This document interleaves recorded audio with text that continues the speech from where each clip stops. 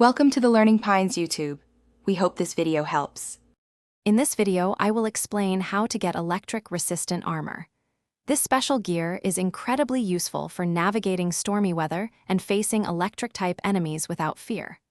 The complete rubber armor set, once fully upgraded, grants you total immunity to lightning, making your adventures much safer. We'll guide you through finding each of the three crucial pieces. Let's start with the rubber helm. You'll discover this piece inside the Botw shrine, which is situated in the Ridgeland Tower area.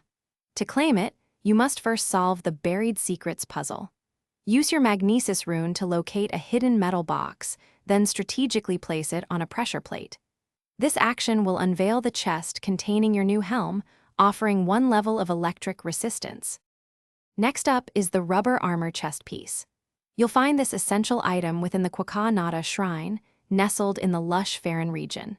Be prepared for a challenge, as this shrine requires careful navigation through a series of tricky electric traps.